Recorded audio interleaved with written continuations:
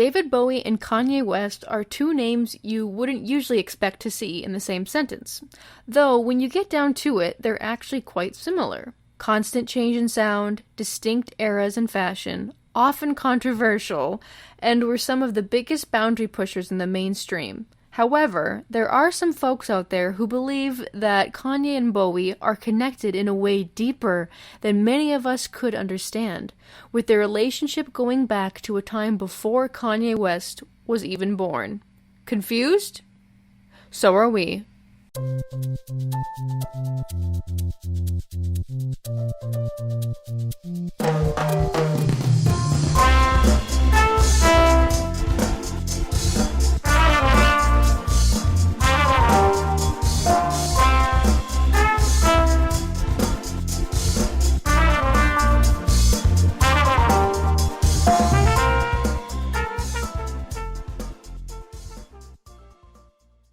Hey Wanderers! Welcome back to another Foolish Wanderers podcast, the podcast about anything and everything. Today we're going to be talking about the Kanye West and David Bowie conspiracy theory. Woo! So it's such like an awkward, like so lame. How do you transition? I don't know. How do you transition with something so random? I don't know. Yeah, so we're going to be talking about this random conspiracy theory that I had seen on Reddit many years ago, and it stuck with me. So basically, to sum it all up, is Kanye West really the Starman that David Bowie prophesized in 1972? So we're going to start this podcast out with excerpts from the original blog post from 2007, okay? Okay, so this is the quote. This is not how I personally feel. This is a quote from the blog. All right. Kanye, who is from this picture, obviously the Jesus of the music industry. End quote. So begins a blog post from 2007 by Blogspot user P. Ephraim, spelled capital P dash capital E and then Ephraim. Quite a name. The picture in question is Kanye West wearing a crown of thorns on the cover of Rolling Stone magazine. Do you remember when that came out? I'm gonna be honest. When I was this young, I did not pay attention to Rolling Stone. Okay, I wasn't. All right. I wasn't like a huge. I love rock now, like old rock. I love old rock now, but I wasn't back then, so I didn't pay attention. Okay. I remember when this came out, and it was like the horror. Yeah, because it's like it's sacrilegious, I guess, in some circles. Yeah, I'd say because a crown of thorns is very much a religious symbol, especially for Catholics, right? Because Jesus was crowned with thorns before he was crucified. So this is it's and plus the title of the interview is called "The Passion of Kanye West." Oh, I didn't even notice so it's like that. It's a play on of the Passion of the Christ. Yeah, I just remember this being like a big deal. Yeah. Yep. Now back to the crazy theory from the blog post. All right, here we go.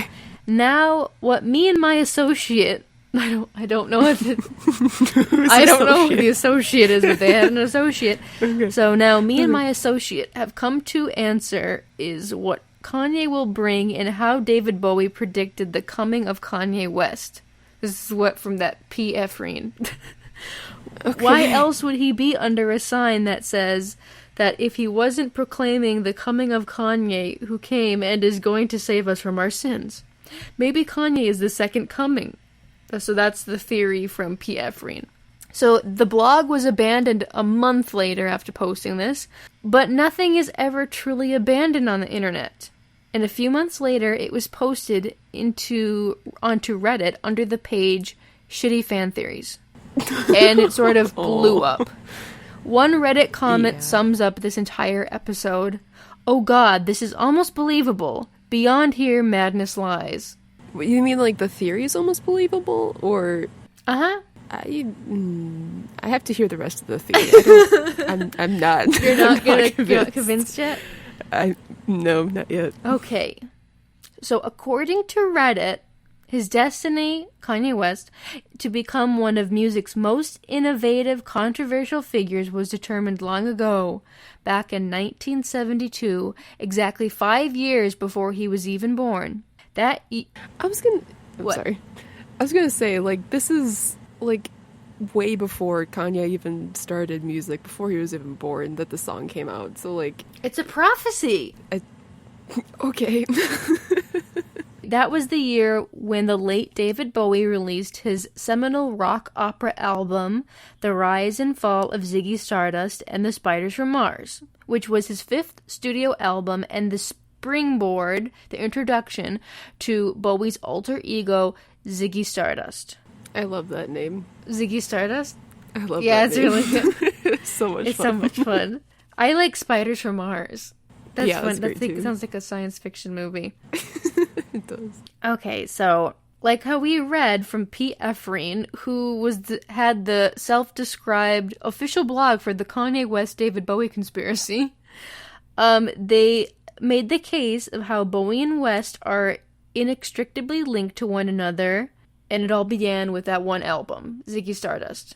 Okay. So, since I am an old soul, and so are you in some ways, right? In some ways, yeah. We are going to talk about who exactly is Ziggy Stardust, because I don't know if a lot of our listeners would know, right? Mm-hmm. So, Yeah. Ziggy Stardust, what did I say? Deuced? Ziggy Stardust. So, who exactly is Ziggy Stardust? So, Ziggy Stardust is a fictional character created by English musician David Bowie and was Bowie's stage persona during 1972 and 73. So, like, how Lady Gaga's real name isn't Lady Gaga. It's... Her real name's not Gaga? Okay. So, the eponymous character of the song Ziggy Stardust and its parent album, The Rise and Fall of Ziggy Stardust and the Spiders from Mars. Actually, that's a mouthful. I don't like it anymore. Actually, I do, but I like it, but I'd rather read it, not say it. Yeah, fair enough. Mm-hmm. As conveyed in the title song and album, Ziggy Stardust is an androgynous alien rock star who came to Earth before an impending apocalyptic disaster to deliver a message of hope. And the message of hope was like predicting that this Messiah type figure would come and save everybody. Okay. From the spiders? From, I think it was just like our own human demise. Oh, yeah. Mm-hmm. Okay, so this is the start of the conspiracy. So, it goes I don't know how to sum it up other than this. It goes something like this. The cover of Bowie's 1972 album featured an image of the rock star posing like on a dark London street surrounded by cardboard boxes and damp concrete. The only real prominent focal point of the picture, aside from like David Bowie, is a single illuminated shop sign hanging just above his head that reads K West. Oh, that Coincidence? is weird. Perhaps. I'd say yes, but that is weird. Okay, so now we're gonna go to some, like, truth. So we're gonna talk about the information that I found on the Ziggy Stardust cover album. Okay. So, the photos for the album were taken in January on a cold, wet night by photographer Brian Ward. And according to Ward, Bowie had phoned him requesting a shooting location resembling a Brooklyn alley scene where he could appear alone like an alien. Oh, that's sad.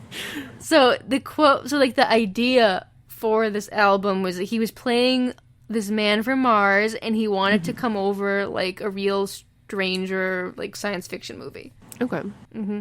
Okay, so many aspects of this album cover helped contribute to the Ziggy mystique and mood, such as the stormy and wet weather, and just David Bowie being in there, and the K.West sign, the K.West sign that could be interpreted as quest, the cartoon sci-fi feeling, the colorization, gave the most importantly an equal billing of David Bowie and Ziggy Stardust's name that was suggested that David Bowie was Ziggy Stardust. Mm-hmm. So, if we're talking about signage as well, if you look at the inner cover, there's also a sign that says Toby Ale. So, is Toby Ale like the next? Oh, it's the back. Okay. That's on the back. Okay. That's the back. Okay, so more about this K.West Yeah. sign. Because I was like, well, what is it? Like, did he add it? So the K West sign seen on the cover was the name of a furrier company occupying the first floor, which shipped animal furs, but they no longer trade today. The K stood for Con, as in Henry Con, who was the owner, and West stood for its location in the West End. That makes sense. Yeah. The K West sign and the gas light no longer exist there today. The original K West sign was taken by a Bowie fan in the early 80s. Like after the shop closed, or just like snuck up one night and stole a sign? I think just stole it. That's so sad. Oh. I mean, it's kind of... it's illegal, but It that is. kind of would be cool to have if you were that big of like a rock and roll fan. Yeah, I guess, yeah. It would be cool to have a piece of a... From a Of a famous rock album cover. Yep. So that was what that K West actually was. It's a furrier. It's not Kanye West. It could be, though. It's not his Yeezy line or whatever. It's like not like a front for his store. Yeezy. Yeah. Isn't So that his brand? Yeezy? Or what is it called? Okay. Yeah. it's Yeezy. Okay. Welcome to the 2020s. Thank you. Well, I knew like his Mostly. shoes. Like people talk about his shoes as Yeezys, but I didn't know like if his clothes and things were also under that I same brand. think it's still under the Yeezy. Okay. Yeah. I don't pay attention to his stuff, so I know To the shoes. fashion? But no, I'm not very fashionable. If you know me. What are you wearing right now? What am I wearing? Ooh, a black sweatshirt. I'm wearing Unis Honest. Ooh. Because it's cold in this basement. Oh, it's like the YouTube thing. It's a YouTube thing, See, yes. So, I don't know about YouTubers, and that's where you come in. See, and we balance each other out. Yes, thank you. Okay, so we're going to go back to the theory. So the theory then digs a little deeper beyond the superficial name drop, right? With the furrier name. So Yeah. dissecting the meaning behind the first track on the album, entitled 5 Years. So the lyrics to the song paint a grim picture of a world set to end in 5 years' time, unless, that is, a so-called Starman descends upon Earth to save humanity from itself. So fast forward 5 years, and 2 days later, and on June 8th, 1977, Kanye West was born. Bowie's predicted Starman had arrived. That is really odd. So for a number of years, this is really all that there was to this theory, with fans seeking any further connection between the two artists. But that will change. That's Okay. where it was. Oh, okay. But just for fun, just Google celebrities that were born in 1977. There's a lot, isn't there? There's some weird ones. It's okay. I'm gonna. So look they it up. might. So Okay, Tom Brady. You got Brittany Murphy. well, she's Liv dead. Okay, so not her. Not her. A lot of these people I do not know. I know Orlando Bloom, John Mayer, Joey Fatone. Okay. I found a different website. John Cena, Shakira. There's a lot of people. So Shakira could be the Starman. There's Psy, the Or Tom Brady. Tom Brady, Orlando. One of my favorite YouTubers, Rhett McLaughlin from Good Mythical Morning. Rhett and Link. Oh, you might be the Starman. Yeah. You should send that in. I should. Okay, so there are other celebrities that could possibly be potential messiahs predicted by David Bowie. But like, even if we're thinking that, there's like millions of other people that were born in 77. But they're not. Okay. So, the mystery continues. In 1974, 2 years after the album's release, David Bowie gave an interview with Rolling Stone in which he described the death of his Ziggy Stardust alter ego. Oh. So this is his quote. "As soon as Ziggy dies on stage, the infinites take his elements and make themselves visible," Bowie said at the time.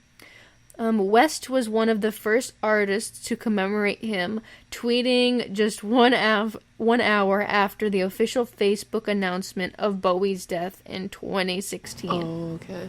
So this is Kanye's tweet, like within an hour of Bowie dying. David Bowie was was one of my most important inspirations. So fearless, so creative. He gave us magic for a lifetime. That's true. That's a nice tribute. It's a nice tribute, but I mean, every musical artist and actor that has a verified Twitter account most definitely tweeted that day as well. Bowie, he's one of those people that when he passed away, like, everyone took notice. It's like Betty White. No, he's bigger than Betty White. Was he? Well, yeah. Okay. But I think Kanye's bigger than both of them. Potentially, yeah. I don't know. I don't pay attention to the Kardashians or the Wests. I don't even associate him with them. No. He's he's completely different. Okay. He's won 21 Grammys. He's one of the most successful producers of all time. He's sold as many albums as like U2 and like he's up there, and he has his own fashion line, and he's done architecture, and he's created like his own music listening devices for his albums, where you can change like the sounds and like beats and add other things in there. I didn't know that. That's kind of cool. Like, he's done if you do like research on him, you're like, you do that? What? Okay. You did that too? You tried that? Weird. So like he's kind of an interesting guy. Okay. You know. He's not just all controversial like how we see him in the news, but he's interesting. Okay, so back to the conspiracy theory. So just 2 days prior to his passing, Bowie had released his final studio album, Black Star. Fans soon began looking at the record's title track, noting that while Kanye West is himself a black star, the lyrics were rather prophetic as well. So, something happened on the day he died. Spirit rose a meter and stepped aside, Bowie sang during the song's bridge. Somebody else took his place and bravely cried, "I'm a black star, I'm a black star." And Kanye is a narcissist and quite literally a black star. Yeah, he is. Yep. Oh, goodness. Okay, even more to the conspiracy fire. The third track off Bowie's Black Star, which he recorded during his secret 18-month battle with cancer, is titled Lazarus, a nod to the biblical character of the same name. In the Bible, Lazarus falls ill and dies. He is placed in a tomb, and Jesus brings him back from the dead through the power of prayer. It's important to note here that the third track off of West's 2013 album, entitled Yeezus, rhymes with, I don't know, cheeses? Very good, Kendra. Or Jesus, was called, so his third track on Yeezus was called, unironically, I Am a God. The theory is also helped along here by the fact that the outspoken rapper posed with a crown of thorns on the cover of the Rolling Stones magazine back in 2006 with the title The Passion of Kanye West. Yeah, so could the Jesus-West comparisons be any more clear? Well, if you think about it, half of them he made himself. Because, like, entitling your album and your songs like that, that's his own thing. That's not like an accident. I mean, that's true, but here's one more thing. 3 days before Bowie's death in January 2016, Sia previewed her new song, Reaper, which, coincidentally, was co-written and co-produced by none other than Bowie's new creative spirit incarnate, Kanye West. Okay. Saying that, like, he's like the Reaper of Bowie? Is that what it's entailing? I don't know. Okay. I mean, that's what I got out of it. Okay. It's open to interpretation, like this theory. So maybe David Bowie saw Kanye West's birth and knew his legacy would eventually be left in his hands. There's really no way to tell. And that's where the trail ends. Okay. But, like, how would Bowie know Kanye West was born? That's the thing. I don't know. Maybe he really was an androgynous alien from another planet. I mean, it's possible. Anything's possible at this point. I don't know. I mean, it's just fun. Mm-hmm. It's just like fun to be. It's like how the Beatles album for Abbey Road. There's a conspiracy theory that is Paul McCartney's really dead, and they had like a replacement in there, and that each Beatle was wearing a different. Because like Paul McCartney is barefoot, and then John Lennon's dressed up like in all white, and he has like the hippie version going on, so that he looks like Jesus a little bit. I don't know. There's like probably documentaries on YouTube that people can Google, but I just thought that this one was weird because I've never heard of it before, and I don't think a lot of people have either. Yeah, I have not. It's like when you put them side by side, Bowie and Kanye, like you don't think of them as like similar or like I don't know. At least I don't see them as like a thing you see together in media, right? Like in pop culture. Like obviously they're both musicians and. Right, but like I don't see them, I guess, in the same musical realm. Yeah. I don't know. Is that like is different genres? Yeah, different genres, different time frames. Yeah. But that's all I got. So, what do you think, Kendra? Is Kanye our savior? Sure. Depends on the day. It's an interesting theory. I'll put it there. You know, people have become, especially with the internet, have become insane sleuths. People will find anything and everything. They'll find like little hints everywhere and piece them together. Sometimes where they don't belong. So, but it's definitely interesting, and there's a lot of interesting coincidences in all of this. So that were like made on purpose. Some were made on purpose. Like Bowie's thing was obviously like not on purpose, unless he is actually an alien. But you know, it's interesting to think about. I've got some other like quick ones. Okay. It's on cool. Wait, I should do like sources that I used first for the Kanye thing, just in case people want to check out the articles. Do their own deep dive. So some sources that I used were the Ziggy Stardust Companion. I still love you can that search name that up so much. You can get a cat and name it that. I should name him Ziggy. Yeah. Of course, the Rolling Stones magazine, tonedeaf.thebrag.com, coolaccidents.com, and the Daily Beast. Nice. Okay, so here are some more like weird music conspiracy theories that I thought were fun. Okay, here's one. Dr. Dre started Burning Man. Why?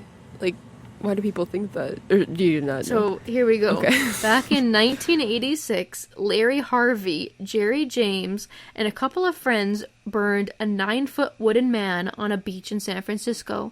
This is widely considered the beginning of the Burning Man festival. However, the truth might be a bit different. So a letter from Dr. Dre in 1995 suggests that he came across a group of people setting up for Burning Man, and he found out that thousands of people were coming along for a free festival. He was looking for a location for an upcoming video shoot with Hype Williams, and he met the group of people. As the theory goes, he discovered that no one was paying any money for the festival, so he swooped in and got involved.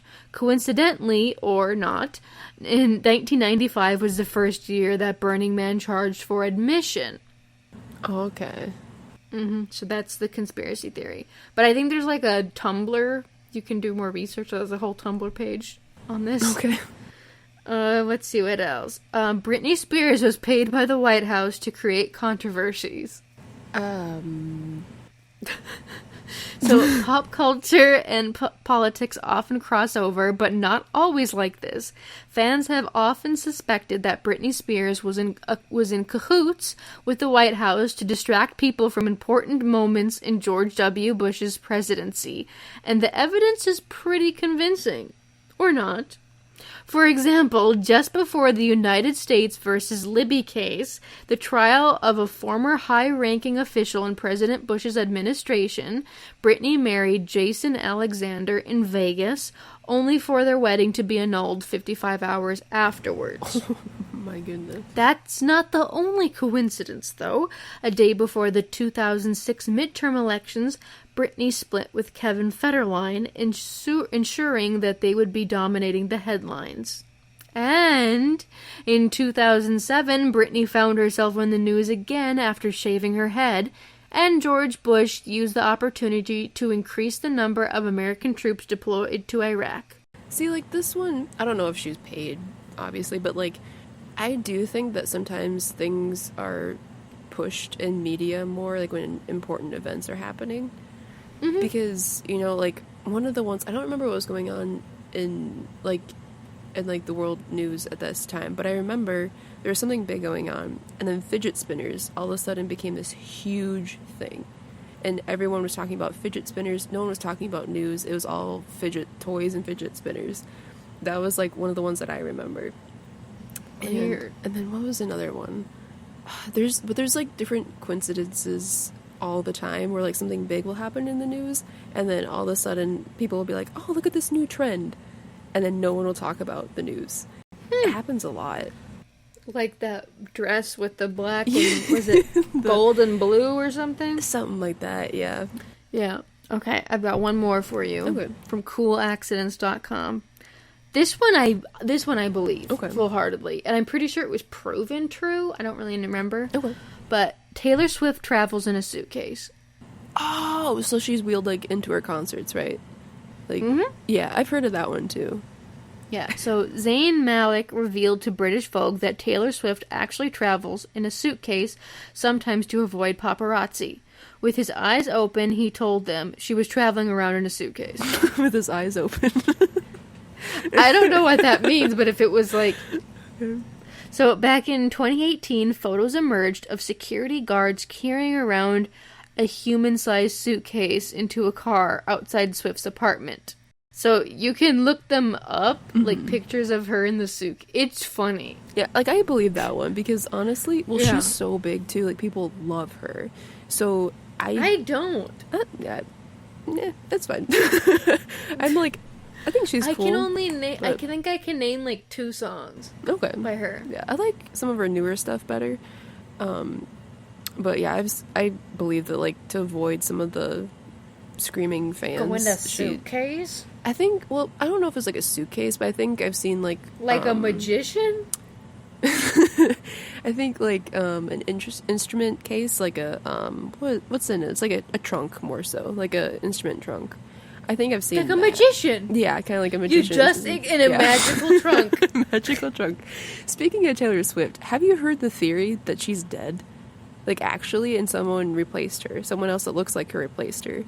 Because apparently, well, there's a few celebrities that apparently people say, like, actually died and then were replaced by somebody else that looks very similar. Like, there's slight differences. Like, people will, like, put pictures of them when they first started out and, like, now. But it could also be, like, makeup and plastic surgery, too. But, like, a theory is, like, they act different. And, like, there's certain celebrities that act and look slightly different. So maybe they carried out Taylor Swift's dead body in the trunk and replaced her with... Oh, no. Well, I have one more, like, conspiracy that it's not, like, that dramatic. But apparently someone thought... So, you know, like, the movie Parent Trap with Lindsay Lohan? Yeah, I like twins. That movie. So apparently some people think that she actually had a twin at that time. That people think that there actually was a twin.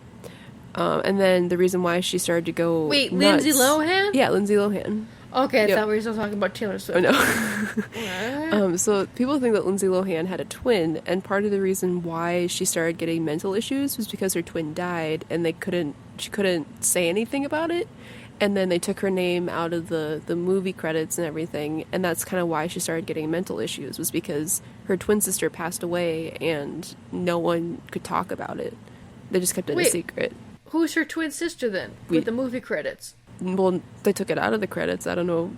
But if you watch, like, if you got, like, a VHS tape from The Parent Trap and you played it, you would have the original credits because you can't edit it.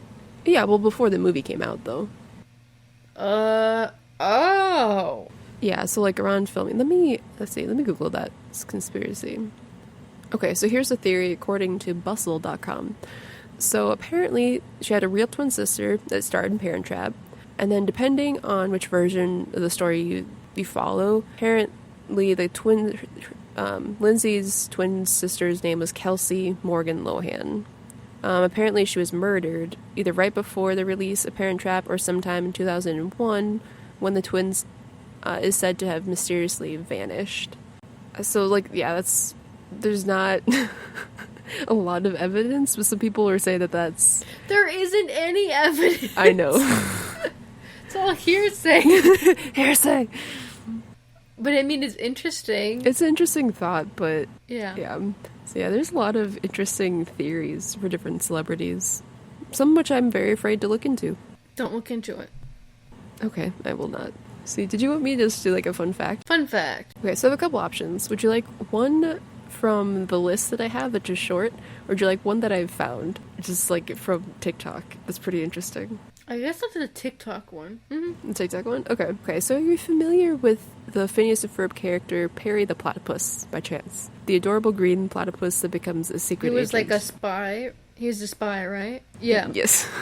So you know that color that he, like that greenish teal color he is? Yes, I do. Okay, so apparently the creators of the show, they didn't know, so like platypus like in real life are like a brownish color. Yeah, they're all brown. Yeah. Apparently very recently, like within the last couple of years, they've found studies that under black light, platypus actually glow that teal color. Weird. So like the actual creators of the show just picked a random color because like, oh, that looks cool. But in 2020, I believe, is when they found out that under black light, platypus actually glows like that greenish blue color. So they didn't even know? It's pretty cool. No, it wasn't a known fact until like very recently. And Phineas and Ferb, I think they started the creation of the show back like in the very early 2000s or like in the 90s or something like that. It was way before any of this is I guess it's just meant to be. It's just a weird coincidence. Happy coincidence. Yep. Happy coincidence. Let's see. Maybe I'll try to put a link to the articles so you guys could check out the platypus. The green platypus. The green platypus.